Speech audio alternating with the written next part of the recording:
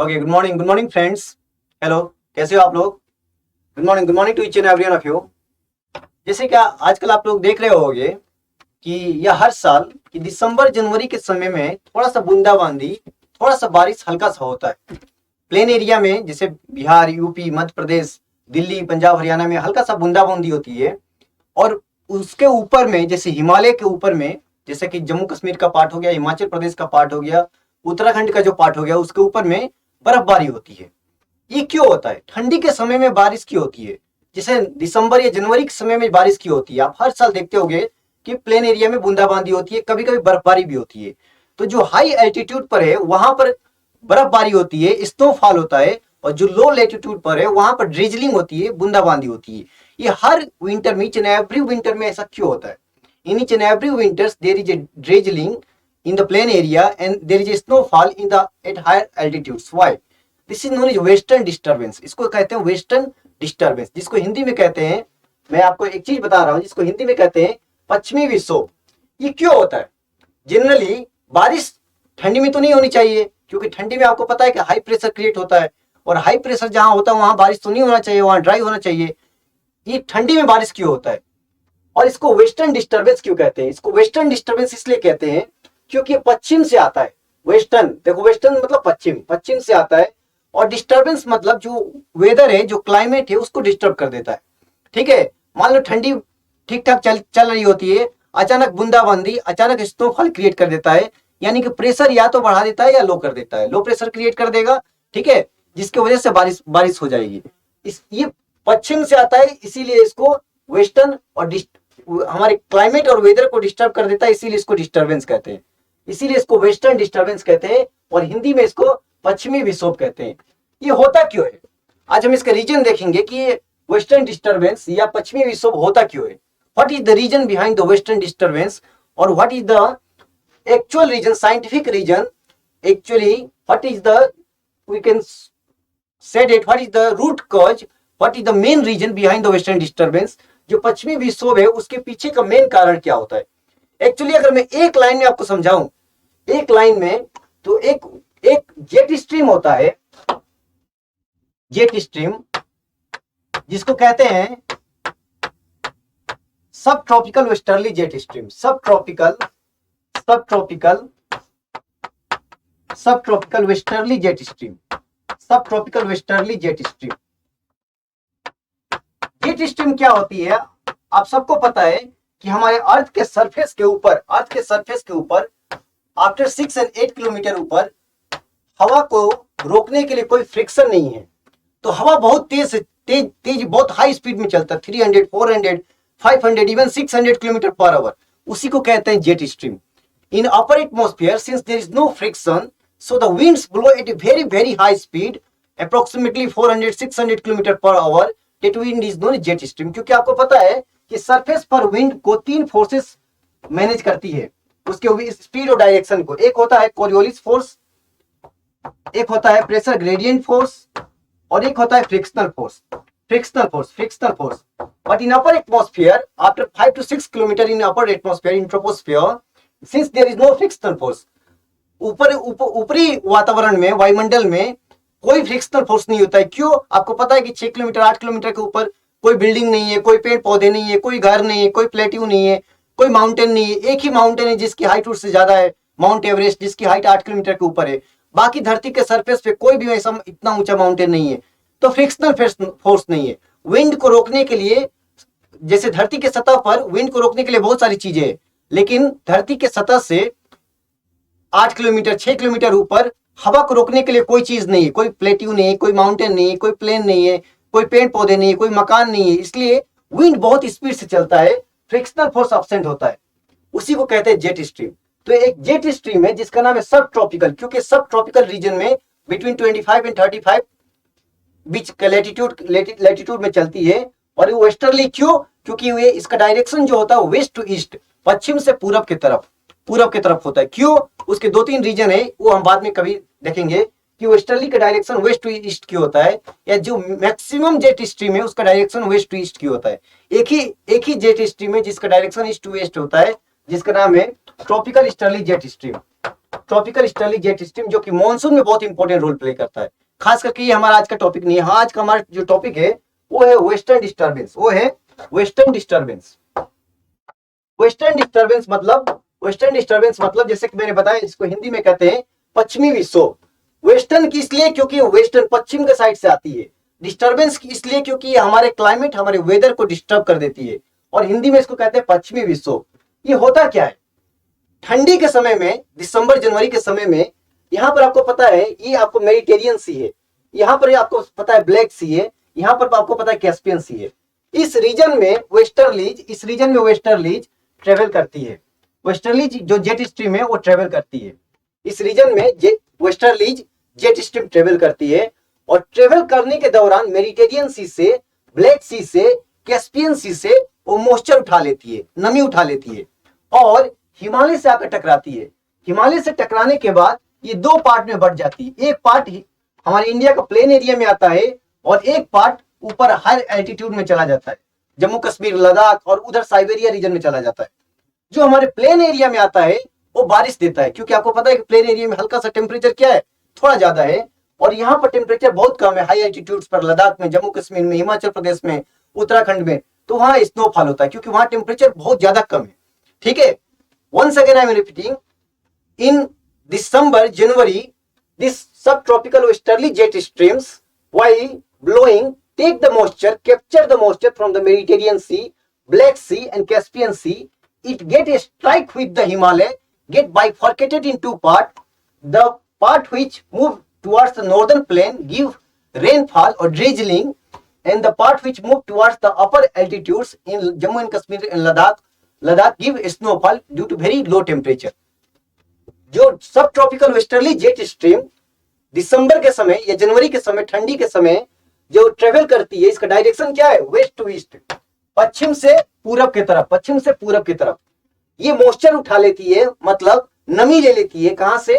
Mediterranean सी से, black सी से और कैस्पियन सी से, और आने के बाद हिमालय से टकराती है, और टकराने के बाद दो पार्ट में डिवाइड हो जाती है, बाइफरकेट हो जाती है। एक पार्ट प्लेन एरिया, हमारे इंडिया का प्लेन एरिया में आता है, जो कि हल्का सा ड्रिजलिंग देता है, मतलब बूंदाबांदी होता है।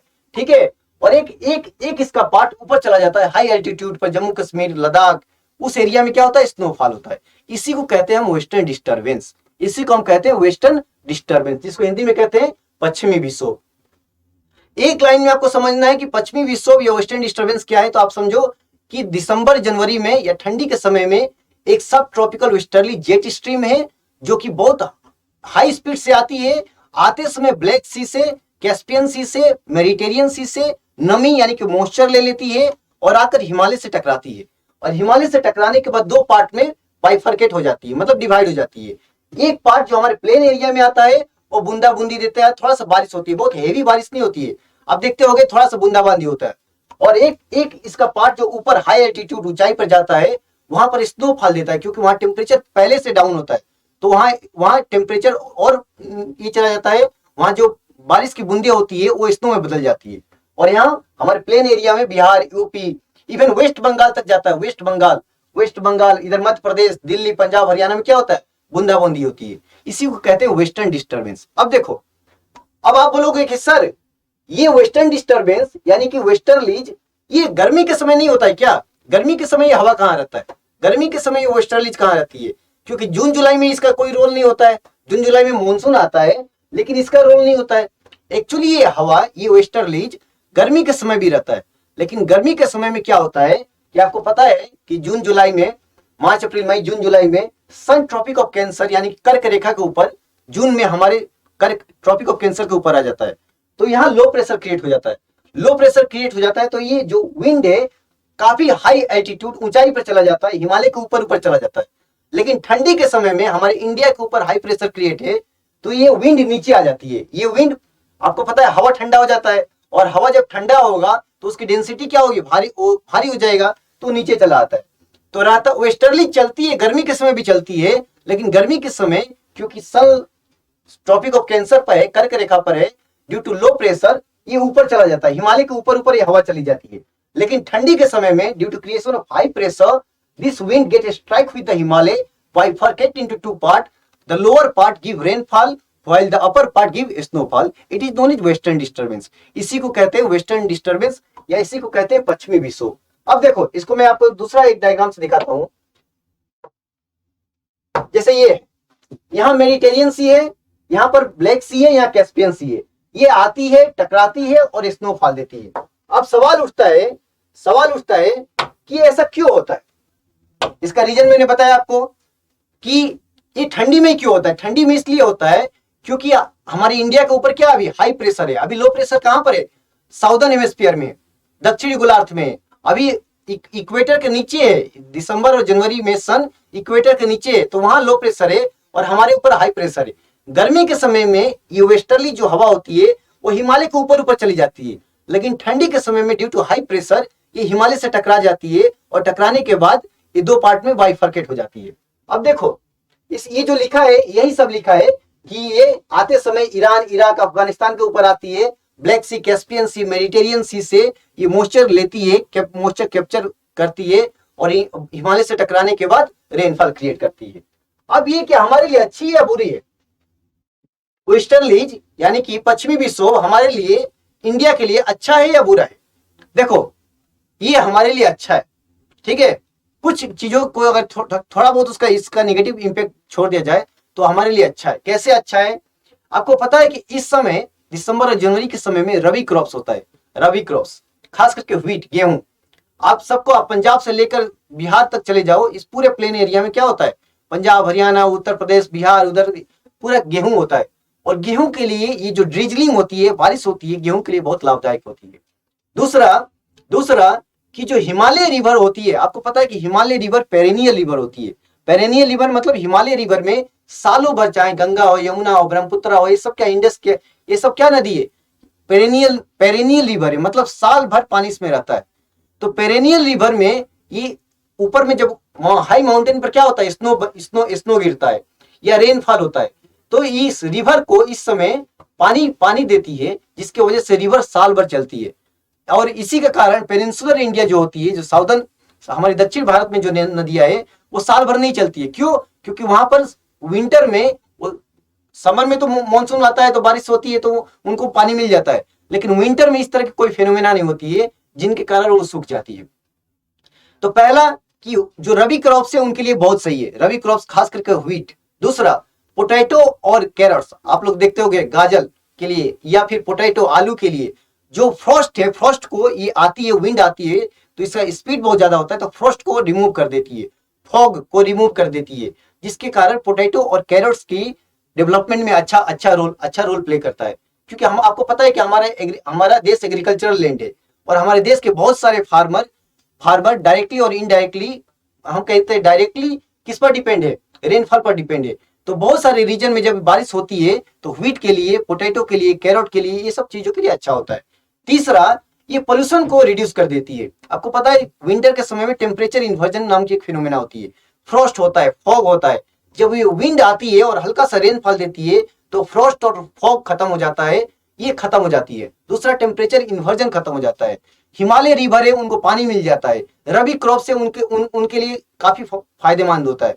तो ये हमारे लिए अच्छा है, कुछ निगेटिव चीजों को छोड़ दिया जाए तो। क्योंकि अभी कुछ निगेटिव चीजों में, जैसे कि एक चीज मैं आपको बता रहा हूं कि साइंटिफिक ज्योग्राफर्स ने पता किया है कि कुछ सालों से ये वेस्टर्न डिस्टर्बेंस के कारण पाकिस्तान से पोल्यूशन इंडिया में आ रहा है।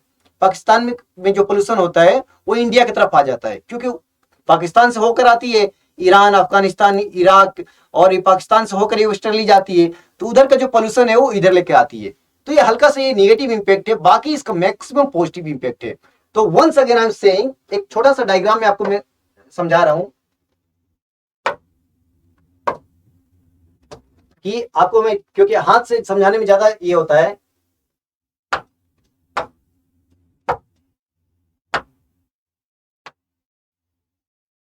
ये आपको ऑस्ट्रेलिया है, सॉरी अफ्रीका है,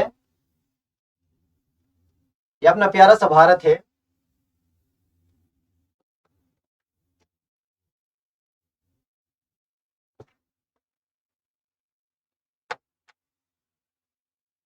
ये अपना प्यारा सा भारत है। यहां से ये आपको पता है ये मेडिटेरियन सी है, मेडिटेरियन सी है, यहां पर आपको पता है ब्लैक सी है, ब्लैक सी। यहां पर आपको पता है कैस्पियन सी है, कैस्पियन सी। वेस्टर्लीज यहां से इस तरह से ठंडी के समय में आती है और यहां से हिमालय से टकरा जाती है। वेस्टर्लीज इस समय ठंडी के समय में दिसंबर और जनवरी से इस तरह से आती है। एक पार्ट इसका प्लेन एरिया में जाता है और एक पार्ट इसका ऊपर एरिया में जाता है। यहाँ पर जो प्लेन एरिया में आता है वहां ड्रिजलिंग होती है, बारिश होती है, और जो हाई एल्टीट्यूड्स में जाता है वहां पर स्नोफॉल होता है। वेस्टर्लीज वेस्टर्लीज या कोई भी जेट स्ट्रीम सीधा सीधा ब्लो नहीं करती है, वो जिगजैग मोशन में ब्लो करती है। इसको कहते हैं रोस्बी वेव्स। ये क्यों करते हैं ये हम कभी दूसरे समय देखेंगे। वेस्टर्लीज हमेशा इस तरह से मोशन में, इसको कहते हैं रोस्बी वेव्स, ठीक है। और वेस्टर्ली जब आती है तो ये मेडिटेरियन सी हो गया, ब्लैक सी हो गया, कैस्पियन सी है, बहुत बड़े बड़े सी है। इंडिया का वर्ल्ड का सबसे बड़ा बड़ा सी है, ब्लैक सी, कैस्पियन सी, मेडिटेरियन सी। यहाँ से मॉइस्चर लेती है, मॉइस्चर लेकर हिमालय से टकराती है, हिमालय से टकराने के बाद दो पार्ट में डिवाइड हो जाती है। एक पार्ट जो नीचे वाला पार्ट है वो रेनफॉल देता है, ऊपर वाला पार्ट स्नोफॉल देता है। इसी को कहते हैं वेस्टर्न डिस्टर्बेंस, जिसके कारण विंटर में दिसंबर और जनवरी के समय में रेनफॉल होती है, वर्षा होती है। इसी को कहते हैं पश्चिमी विक्षोभ। पश्चिमी क्यों? क्योंकि पश्चिम से आ रही है, पश्चिम से पूरब की तरफ।